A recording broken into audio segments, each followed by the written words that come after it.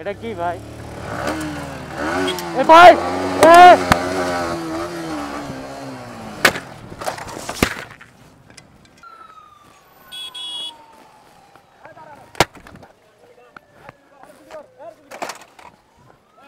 আমার কেন? এ পুলিশ, এ পুলিশ, নামো নামো নামো, ডাকাত ডাকাত। ডাকাতি হচ্ছে, চিন্তা হচ্ছে, দেখা গেছে যে কারো মানে হয়তো অনেকের কি উদ্ধার করতে পারতেছে, অনেকেরগুলো উদ্ধার করতে পারতেছে না।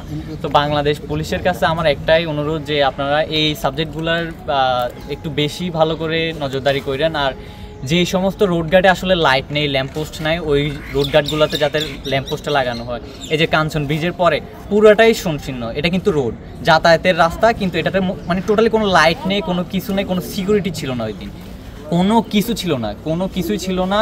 এই কোনো কিছু না থাকার কারণে ওরা সাহস করছে, আমাদেরকে অ্যাটাক করছে, আমার বাইকটা নিয়ে গেছে। যাক, আমার বাইকটা উদ্ধার করতে পারছে, বাংলাদেশ পুলিশের কাছে আমি চিরজীবন কৃতজ্ঞ থেকে যাব। ওনাকে অনেক অনেক ধন্যবাদ ওনাদেরকে।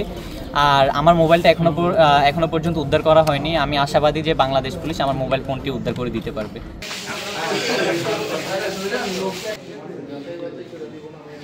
আমাদের 300 ফিট সংলগ্ন এশিয়ান হাইওয়ে এলাকা দিয়ে একটি নতুন বাইক কেনেন ওরা মিরপুর থেকে। এই বাইকটি কিনে নিজেদের গ্রামের বাড়ি কুমিল্লার উদ্দেশ্যে যাওয়ার পথে আমাদের রূপগঞ্জ থানাধীন কুশাবো কাঞ্চন পৌরসভার অন্তর্গত কুশাবো নামক এলাকায় দুইটি বাইকে করে, ওনারাও দুইজন ছিলেন দুইটি বাইকে, উনি এবং ওনার বন্ধু ফয়সাল।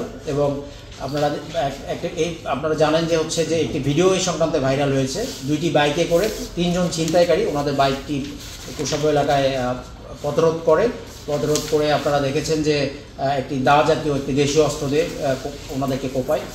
ফলশ্রুতিতে ওনারা পড়ে যায় এবং ওনাদের দুইটি বাইক সহ বাইক নিয়ে ছিনতাইকারীরা পালিয়ে যেতে সক্ষম হয়। আমরা অতি দ্রুততার সহিত ঘটনাটি ওনাদের কাছ থেকে জানার পর একটি টিম ওনাদের চিকিৎসার ব্যবস্থা করে এবং অন্য একটি টিম আমরা ছিনতাইকৃত বাইক এবং যে অন্যান্য এবং আসামিদের ধরার জন্য অভিযান পরিচালনার শুরু করি।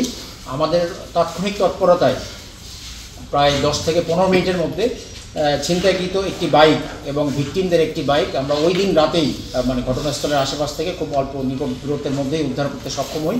রূপগঞ্জ থানার একটা চৌকস টিম আমরা এই ঘটনাটার রহস্য উন্মোচনের জন্য অত্যন্ত পরিশ্রম শুরু করি এবং তথ্য প্রযুক্তির যে সর্বোচ্চ যে ব্যবহারটা আছে এটি করে আমরা মামলা হওয়ার 2 দিনের মধ্যেই মোটামুটি ঘটনাটা শনাক্ত করতে সক্ষম হই যে কারা এই ঘটনার সাথে জড়িত এবং কীভাবে এই ছিনতাই মোডাস অপারেন্ডি যেটা এটা আমরা শনাক্ত করতে সক্ষম হই।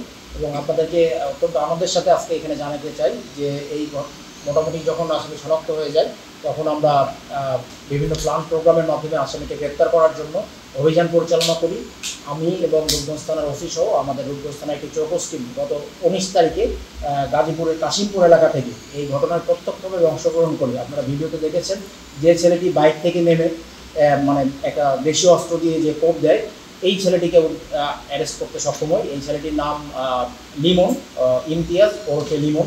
ওকে আমরা গ্রেপ্তার করতে সক্ষম হই গাজীপুর এলাকা থেকে। পরবর্তীতে ওকে গ্রেপ্তার করার পর ওর স্বীকারোক্তি, ও আমাদের কাছে প্রাথমিকভাবে ঘটনার সমগ্র বিষয় স্বীকার করে এবং ওর স্বীকারোক্তি অনুযায়ী গতকাল আমরা 2500 এলাকা থেকে এই ছিনতাইকৃত যে বাইকটি আছে এই বাইকটি উদ্ধার করতে সক্ষম হয়েছি এবং যে দেশীয় অস্ত্রটি সে ইউজ করেছিল এই ভিকটিমদেরকে আহত করার জন্য, এই দেশীয় অস্ত্রটিও আমরা উদ্ধার করতে সক্ষম হয়েছি।